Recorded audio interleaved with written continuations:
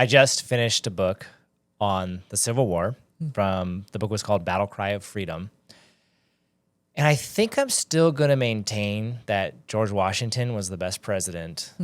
But I get it. Lincoln's pretty high up there in terms of impressiveness for the most part. And I want to talk about that because I think there's so many lessons to learn about the Civil War on the Furlo Capital Real Estate Podcast, where we dive into the intricacies of passive real estate investing.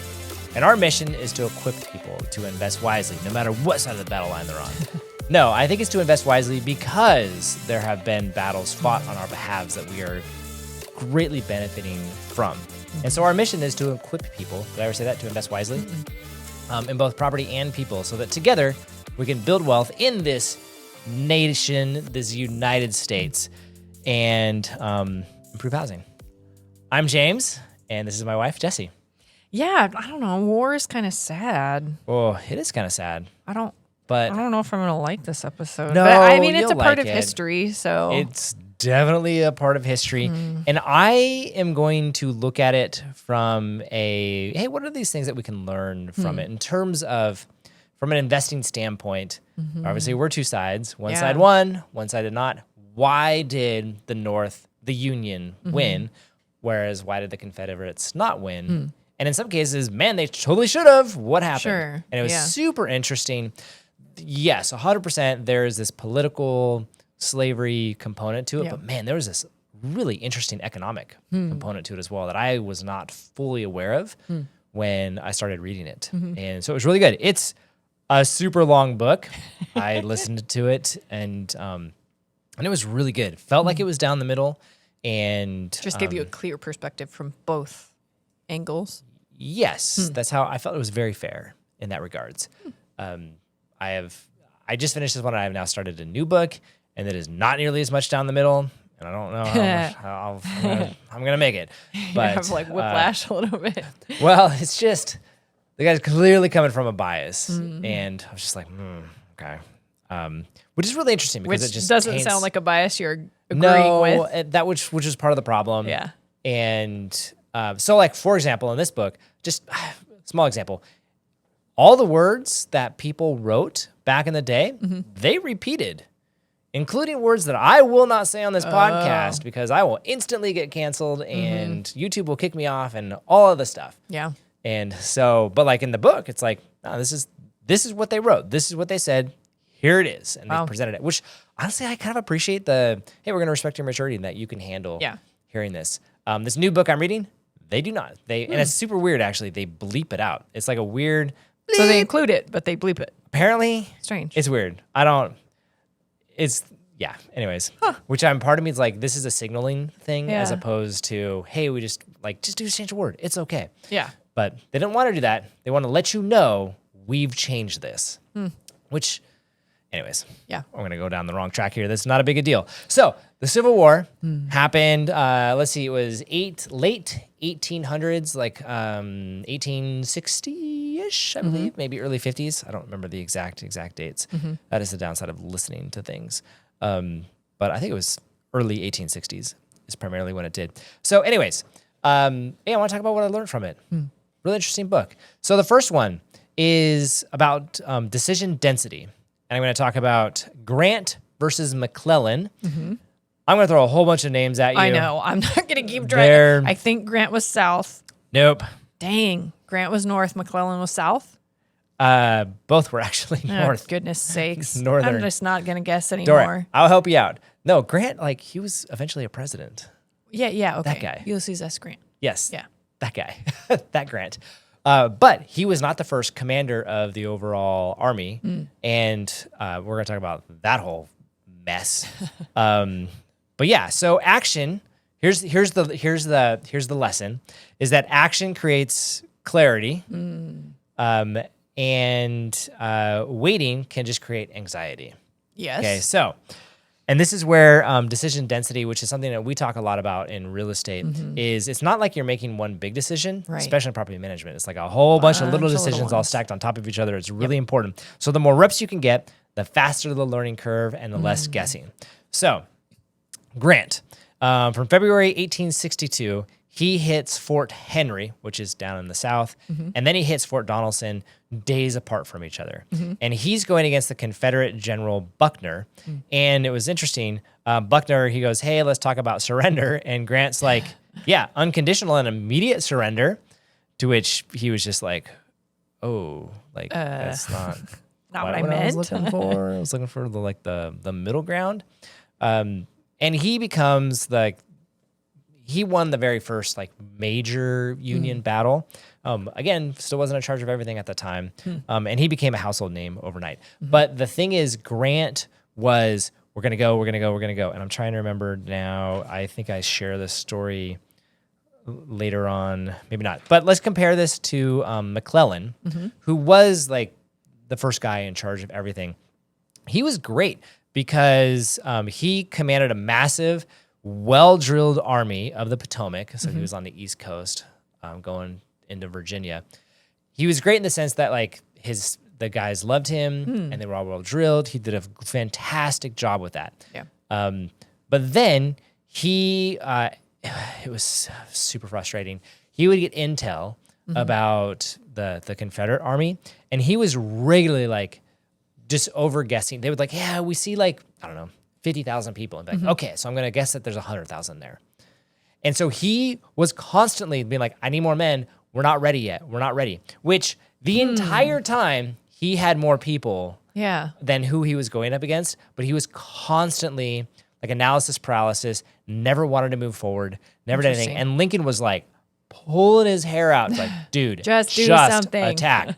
Like, we'll figure out how many people they have when we see them. And he just refused to do it, refused to move. And anytime a battle occurred, it was the Confederates coming to him, doing their thing, and then backing off. And he would never pursue, never go after them, because he would even win wars. And he'd be like, he might, for example, have a battle, technically win it, and then be like, well, we don't want to pursue because I think they have a whole bunch of people in reserves, then we're going to be too tired to go after. My word. Oh, it was like, are you kidding me? So frustrating. He just wouldn't go forward. Despite he had get to all be in that his position advantages. of- Well, because I know, right? General, like usually it's someone 'cause who he- takes initiative and makes decisions and moves Well, forward. there weren't really any wars to, Yeah, I guess that's to do true. that. But he was great at training guys. Yeah, And the guys loved him. okay. That's one of the reasons why he was up at the top. Sure. And that was one of the things that Lincoln struggled with. Oh, there's also political reasons, at least that's probably still true today. I just don't have insights to it. But he was good at training his guys, which is the other frustration. Like, dude, They were well like, trained. you're They were great ready at to this go. part, and he just They wouldn't could use win. them. Just wouldn't use them. Wow. So, yeah. Whereas that was when Grant finally got control over everything. It was super funny. They talk about the first battle that they had with him in charge, and it was intense fighting. And he goes, okay, we're going to start backing off because it's like end of the day, things have happened. And the soldiers were like, all right, here we go again. We're going to back off. And instead he went, yeah, we're headed over to the right and we're going to end run around them. Whoa. And they were like, oh, this is different. This is new. Okay. And then I think it was like 7 nonstop days of just like boom, boom. And he just kept hammering to the point where his guys like couldn't walk anymore. Wow. And he was like, okay, all right. We got to take a break. We got to recover. Like, we're good. And that was Robert E. Lee was like, oh, this is different. Okay. All right. And so that's one of the reasons why we like Grant. He took action and through that learned a ton of stuff. Learned stuff about the enemy, learned stuff about himself, about his own guys. Yeah. He learned a ton. So action brings clarity is super, super important. Definitely shows you where your limits are. Yes, also true. Yeah. And I just think there's a lot of high net worth individuals where it's like, yeah, man, it's They're just okay. waiting. Spend 50 grand, learn something about an investment. You have the money, you have the ability to do it. And once you do that, yeah, you can actually You'll throw a know a few bunch. $1,000,000 at it. But man, you got to just start. You can't Yeah. wait for that perfect investment to go, well, I need more information. I need more. I need more capital. No, you don't. You're good to go. Okay. Pillar number 2. It is the ownership versus operator gap. And this is also talking about Lee's genius versus the Union's system. Okay. So a genius without a system is a point of failure. And so let's talk about Lee for a little bit. Robert E. Lee. The dude's brilliant. Like, what? Also crazy. He was the one who Lincoln initially wanted to put in charge of the army, but he was born and raised in Virginia. And he goes, I gotta side with my homeboys. do this. I can't I Yeah. get it. And everyone was kind of like, oh, that's a bummer. I've got to imagine with all the World Cup going on, there's certain players who are dual citizens, Yep. and they're like, I'm gonna go play for them, and people are like, cool, that's okay, yeah. And so there was a bit of that, and you're like, no, I get it, that's how that works, and he was great. For example, in Chancellorsville in 1863, he figured out a way. He splits up his army to about half the size of the enemy's, but because he was able to do that, he was able to outflank and then rout Union forces that were again twice as big as his. And he did bold tactical stuff like that all the time. As a general rule, you're like, no, you don't want to split up. You want to stay concentrated. And he was like, no, we're gonna surprise them and confuse them. And he regularly was guessing what others would do and totally guessed right on so many occasions. Which is difficult to do. Like you're talking about when it's not it wasn't static. terribly hard when he was up against McClellan. He was like, I bet They're he's not going going to to do come after anything. us. He was right. Super frustrating. Yep. And but yeah, no, he was great at figuring out. Now we're going to contrast this. I was in the middle of reading this book at one point. I made this statement. I was like, I don't know how the Union won this war. It was so frustrating and incompetence. But let's talk about the Union systems. The Union, so the Confederacy, they have, I'm trying to remember my notes here. They had this iron works, it was a foundry to make all of their weapons. Yeah. And it was great. It was big.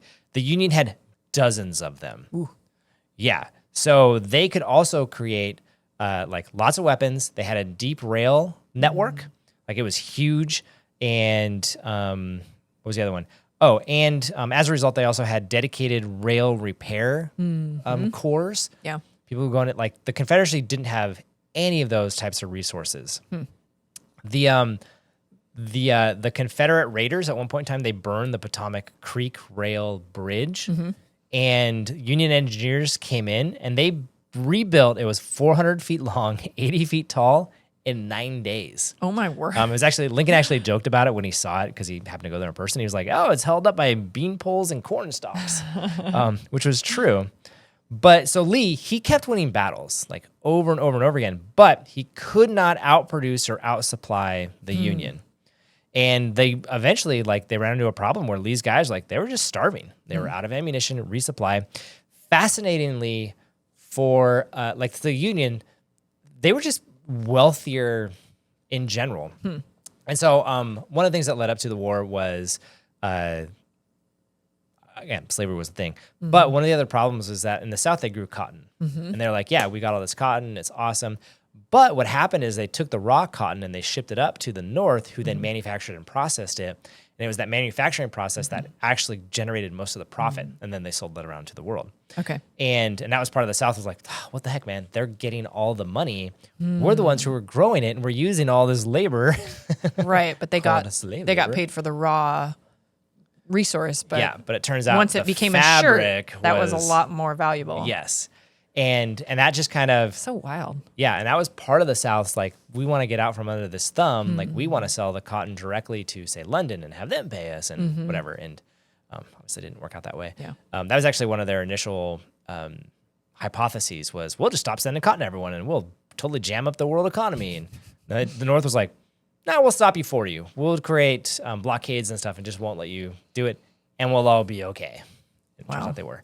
And it was. So anyways, but that was one of those. So the South, despite having all of this free labor, which that was the other one, is they, until the very end, they're like, we're not handing our slaves guns. That doesn't seem wise.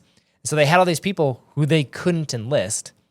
Whereas the North was like, dude, eventually they created black armies or regiments and groups and could recruit on them. And they're like, yeah, they'll fight for us. And then if people escaped from the South and came up, they're like, yeah, hand that guy a gun. Let's go. Oh my word. And so at one point in time, it was near the end of the war, Lincoln remarked where he goes, we're actually doing better economically now than before when the war started because we've generated all this wealth because we're building guns and machineries and rail. It's all the supporting work to help out the war has actually helped us out. And we got people coming in and we're creating kids. He's like, we have even more people now that we can recruit to join the war than when we started. And they already had more people to begin with. Wow. Like it was this, Lincoln was like, we can do this indefinitely. Yeah, it was like strangely beneficial for the North. It was. Whereas the South, and all the fighting was in the South as well. It was the North going down to reconquer. Yeah. And so that was just kind of like, it was, even though Lee was amazing. Yeah. At the end of the day, it would be the equivalent of him playing with like a 7-man squad in football against an 11-man squad team with subs. Yeah. And him going, I don't have any subs. And it was like, he was an amazing play you caller. can't do that And it was great. And forever. he was doing the quick passes and whatever and like getting around the linemen. And it was like, wow, this is amazing. But eventually he got tired. And eventually like, we're just going to start blitzing and we're just going to tackle him every single time. Yep. And eventually he'll stop throwing. Yeah. Like, and that was what happened. Wow. So what that means as a takeaway as an investor is like, what kind of network does your sponsor have? What kind of network do you have? You know, if something happens to them, can someone else step in? Is can it someone robust? else help? Is it robust? Yeah. Even if they're a can genius. you keep going? Yeah. Yeah. That's kind of interesting. I thought this was really interesting. This is, it was Union bonds versus Confederate currency. So again, war starts up again. How are you going to raise the money and how, like, to pay for this thing? And so how you raise it, it decides a whole lot about it. So the Union, the Treasury Secretary Chase, he tapped a financier, James J. Cook, to sell war bonds. I think if you've ever seen, was it Captain America, where he's selling war bonds? Yep. It's kind of like that, just minus the Captain America part. And so he marketed bonds directly just to everyday citizens, not just the big banks. And so he had a very broad but small investor base, which meant it was steady financing that was very durable throughout the war because he wasn't just hitting up the top 10 banks. Okay. Yeah. You know, he was like, It was a lot. So someone dropped out. There was another one right there. Yeah. They were always there. Makes sense. The North also did a lot of. They very quickly like, now we're gonna start taxing stuff. Like this is how we're gonna do it, and so by doing that, inflation happened, but by taking money out of the economy to pay for, like they were just transferring funds around is what they were doing. Sure. Whereas Kind of like spread the load a little bit more. I guess. Whereas in contrast, the Confederacy, this should make sense. They were struggling with like the centralized power. They're like, all these states want to be independent and do their own thing. Shocker, they didn't want to be taxed. So instead, what they did was they said, oh, we'll just start printing paper to pay for stuff. And they were like, and we'll just do cotton-backed loans, that kind of stuff. And then the Union obviously blockaded the cotton like we were talking about, and the backing behind that money just evaporated. So it was worthless. I'm trying to remember the exact percentages, but I mean, it was something ridiculous, like 200% inflation. Oh my gosh. Like year after year after year. It just, their value of the dollar just dropped. And the second that happens, you're just like, oh, this doesn't, like, people aren't paying for stuff. It's just, it's miserable. And part of it was the Union had the money, people were willing to play ball. And so they were just transferring it, whereas the Confederate currency was just, just bad. It's so strange that it can be like the exact same country, and yet states are operating independently, and it creates a wildly different outcome. Yeah. I mean, that's the nature of a civil war. Like, it is the same country, but it's two different groups. Yeah, that was actually a little side note there. That was really interesting. One of Lincoln's thing is he actually refused to acknowledge that they were a separate country. Oh. He would call them rebels. Yeah. Still part of the U.S. They are part of this nation, yes. a unified nation, and yet. Yeah. And there were other weird things where it was like what was it? They wanted to send him a document or have him acknowledge something. And he would be like, no, by me acknowledging, like they were like, we should have peace talks. He was like, no, by us having peace talks, it's me tacitly acknowledging that you are a separate entity because peace talks happens between countries and that's not us. Yeah. We are one country. Yeah. Wow. And he regularly, that was one of he did a great job of keeping that frame of mind in everything. Because there were a couple times where like, oh, this would be pretty expedient to do. It's like, no. This is ultimately a trap. I get it, but we're not going to acknowledge this. Never, not a thing. Wow. Also, side note, which I thought was really interesting, is when they tracked his the words used in his speech. When before the Civil War, the United States was plural. So it would say the United States are going to do such and such a thing because it was the states. Multiple that were a states thing. all together, yeah. After the Civil War, it became singular. The United States is going to compete in the World Cup, the Olympics, whatever. And so One it changed. nation. And then he also used to talk about it was union, and it was the overall union. And that language slowly, he used the word union less and less and less, and less to talk about disunion, which is his referring to the South. And he started to use the word nation and then fully adopted it after the Civil War. We were no longer a union of states. We were one nation. Yeah, super interesting. They also passed a whole bunch of laws and rules that gave the federal government significant more power and control over things and stripped the rights from states. And it was just this idea of trying to we're unify. one. Yeah. We're one. We're not, how many? I don't know. There's probably like 20 states at the time. It's like, no. We're not 20 groups. We're not an affiliation. We're not an alliance. No. We're all one. Yeah. Yeah. So that was definitely a mind shift. And that was a big thing that he contributed. Did the book talk about how, like, was that intentional in the way that 100%. Okay, and was that just I get the like sense everything he did was intentional. was that just his brilliance and like who he was as a person, or did he have like this team of writers or speech writers or people who were? It's him. It's crazy. He had a really good clarity for what the United States needed and wanted. Interesting for him too. Again, just kind of interesting side note.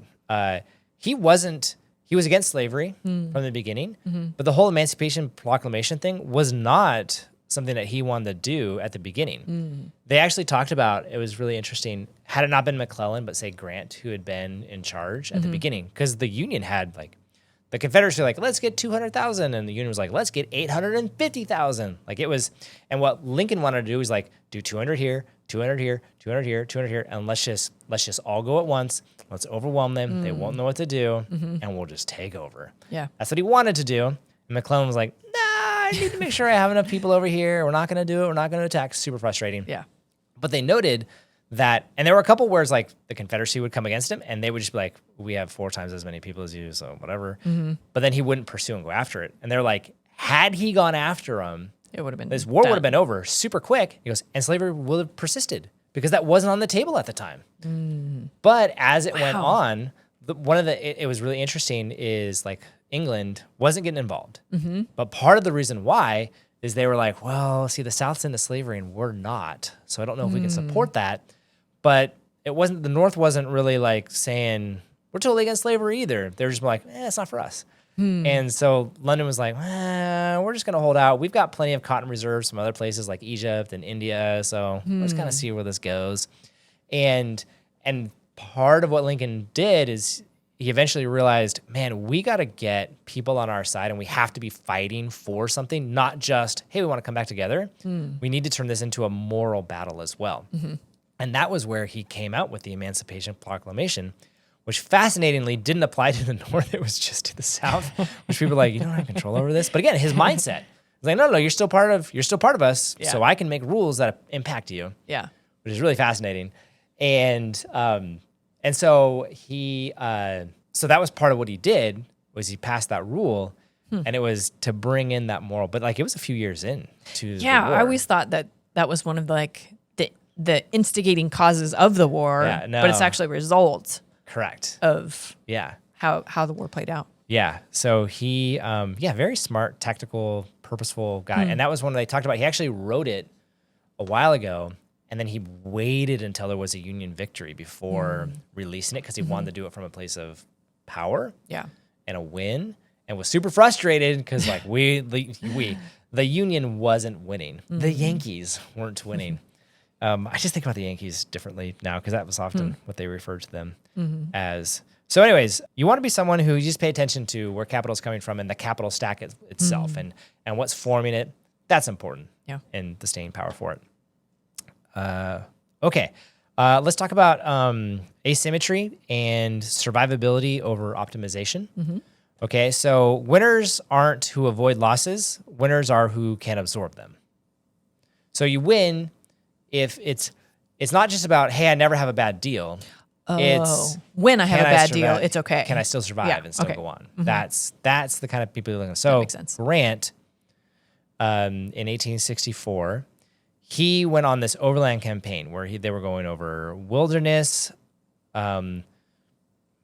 Spotsylvania, Cold Harbor, and there were brutal Union casualties. And it got to the point where the press started calling Grant the Butcher, but he was like, I don't care. Because unlike his predecessors, he didn't retreat. He just kept pushing and kept pushing. And part of it is he goes, we can reinforce. They can't. So I'm okay with going 1 for 1 because we will win the war of attrition, which is bad. Yeah. As opposed to Sherman, he was a guy in late 1864. He cut his army loose to go from its own supply lines. So that was part of the thing. Like they would go down, and part of the issue you'd run into is like you would be building roads and railroads and whatever, and so they would have to leave people to protect it. So the further south you went, the less people you would have. Then Sherman came along and was like, forget this. Like we're just going for it. We're just gonna live off the land. We're gonna make it work. Wow. And so his whole goal was to march to the sea and through Georgia. And he was actually able to do it, but the reason why is because the Union had reserves and just strength in other places. But it was a gamble on his part. It was like, I think we can do this. But had it failed, there was no backup at all. So stop asking the question, hey, can we avoid every single loss? Can we avoid rising interest rates or higher vacancy rates? The question is, can we survive if those things are coming? And to what extent can we? Does the deal still make sense if interest rates are half a point higher in 5 years? If vacancy rates double, or whatever, if rents stay flat to decline? Those are the kind of questions that you want to stress test a deal for. All right, let's talk about Lincoln. It took him 3 years to find Grant, which again, Like from the beginning of the war. Yeah. Why? And the issue was he wasn't a fast culler of bad generals. He was slow. And given with what he had to work with, it was almost forgivable. But man, there were multiple times you're like, dude, what are you doing? Just fire that guy. Yeah. Get someone else. Which part of the problem is he wasn't out on the field. He couldn't see it. He was getting reports, and it was just like telegraph things. And so they were delayed, and there were political things, and it was super hard. Yeah. McDowell was the first general. He loses the first Bull Run in July of 1861. And that one actually was pretty quick and easy to recall because it didn't do well. McClellan takes over. Now's the guy, he built the army, and he earned trust within the organization. Just not any results. Right. And then it was in Pennsylvania campaign in 1862 that was where he goes to the gates of Richmond, which was the southern capital at the time, but pulls back. You're just like, what? Come on. And then you had Pope, who was another general. He got routed at the second Bull Run in August of 1862. And as a result, with no better option, McClellan was back within charge. Oh, my word. Oh, yeah. And I can't say this. I can't pronounce it. Antietam. Antietam. Yeah, this was September of 1862. He stops Lee and then lets him and his battered army escape uncontested. And as for Lincoln, he still waited 2 more months before removing him for good in November of 1862. Just frustrating because he's just, all of this is slow. And even when he finally... he didn't necessarily have a backup, like you're saying. Yeah. Someone to replace him with. Yeah, he tried to. And was like, who was brilliant. This didn't work. Grant at the time was over on the west side doing his thing. And he wanted to move forward, but he had to ask permission from McClellan. Well, you got to make sure you have the guys. It's got to be perfect. And he's like, what the heck? Let's see. Then there was Burnside took over, and he had a Fredericksburg disaster in December of 1862. And so he was gone within weeks, which was a pretty fast correction. Then a guy named Hooker showed up, and that was the Chancellorsville defeat, despite 2-to-1 numbers. Oh, my word. And so in May 1863, he was gone days before Gettysburg happened. And so then Meade takes over, and he wins Gettysburg in July of 1863. They actually talked about how it was July 4th, and it was like, yeah, awesome. And then he lets Lee's trapped army escape back over the Potomac, back into Virginia. And Lincoln's like, dude, you had him. And that was where Lincoln actually drafted a letter where he talked about your golden opportunity is gone, and I am distressed immeasurably. And he ultimately decided not to send it. There were a few of those where he would just be like, what the heck, man? Yeah. And he would just sit on it, which, again, I appreciate the maturity there. But like, nah, this won't actually help him. This is not going to move things forward. So Meade, he keeps his command, and because there's no good replacement. And again, just firing someone who just won the Gettysburg doesn't look great. Yeah. Even though you're like, come on, man. You were so close. And then finally, March 1864, Grant got command of the entire Union Army nearly 3 years after. So again, he was really slow, frustratingly slow, because he was getting everything secondhand. Again, the telegrams, the dispatches, the newspapers, and politics. He never once saw, again, similar idea, he didn't see it himself. Though I did notice in the book, he started visiting more often. A few, not all the time. Yeah, battlegrounds, visiting the armies, stuff like that. Okay. Because they talked about when they finally took over Richmond, like the next day, like Lincoln was there. Oh. And it was because he was actually only a few miles up the road because he was checking in on Grant and how are things going. So that was something he changed. They didn't really it was a subtle thing they talked about in the book, but I was like, yeah, I think that played into it. He was like, I can't do I can't do it the was almost secondhand like thing. it was I need to almost get on like the he ground. realized I need firsthand information. Yep. And unfortunately, what he did cost extra lives. I mean, a lot of people lost their lives because we had some incompetent leaders. Again, I'm going to say we because they ultimately won. Yeah. So you want to make sure that you have more visibility than Lincoln did. You want to be able to look at track records, audit reserves, references. You don't want to take years to act. And I think that's an important lesson there. That was just really hard for him. And it also sounds like the source of your information is important. Yeah, that's fair. So, Yeah. Well, because when you go to McClellan, like, are you ready to attack? No, they have way too many people. We need more. Yeah, Come it's on. like, okay. Yeah, it was kind of crazy. So that's the book, right? I think that the Confederacy, you could say that they had better individual talent. Robert E. Lee specifically, even the guys who were fighting had a really good reason to fight. But ultimately, and we've seen this in the past, right? Like that was back in the not the Civil War, in the Independence. Man, London was awesome. Like they had the best military in the world and could squash us, and they just didn't have the drive. It's like, no, we do. We're here to fight, and that was part of the logic. Is like, man, if we don't die on the battlefield, they're gonna kill us anyways. So might as well keep going. Yeah. But at the end of the day, we weren't crossing the Atlantic Ocean, and the Union just had a better army, had better infrastructure, better financing, and ultimately Lincoln was a better leader than, I can't remember the president's name, for the Confederate. Lincoln just, he was better. And so Union ended up winning. I thought it was really interesting the way the book ended, and then it had an epilogue, but the big part of the book, it ended with him giving a speech after having won, taking it over, starting the Reconstruction process, and him talking about slavery and blacks and their rights, and a bunch of the South were just like, oh my gosh, he loves black people, which like, okay. And people were distraught over it, and they went, yeah. And one of those guys who was super distraught over Lincoln's message and him believing like, oh my gosh, blacks are going to get the vote here sooner rather than later, was Wilkes Booth. And end of the book, like, oh dang. Ooh, I know what's coming. And then it had an epilogue where it didn't go into the details of it, but it talked about how, like, he was assassinated and things were crazy afterwards for a bit, just like, but constant news happening. Yeah. And there are definitely similarities to things we see in here today, politically speaking. But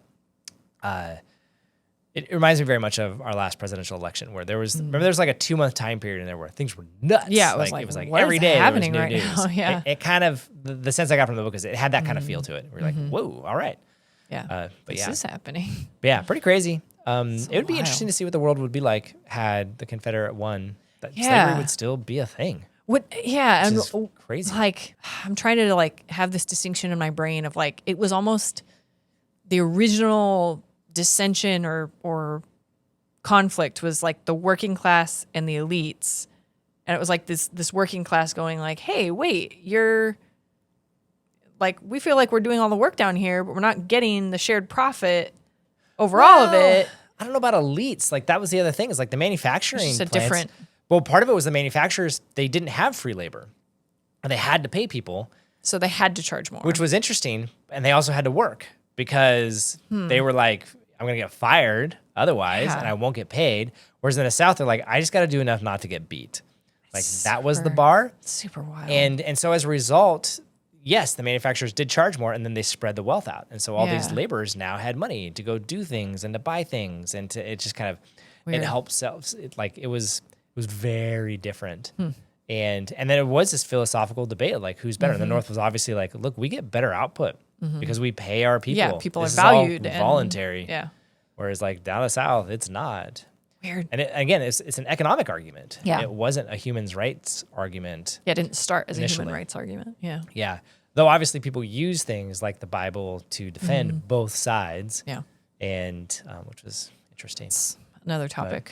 Yeah. But again, I think there's a lot of like just really good lessons to take from it from an investing standpoint. If you're going to war, which in a lot of times investing, there's a reason why battles are often used as you'll hear battle terms, especially in business, Yeah.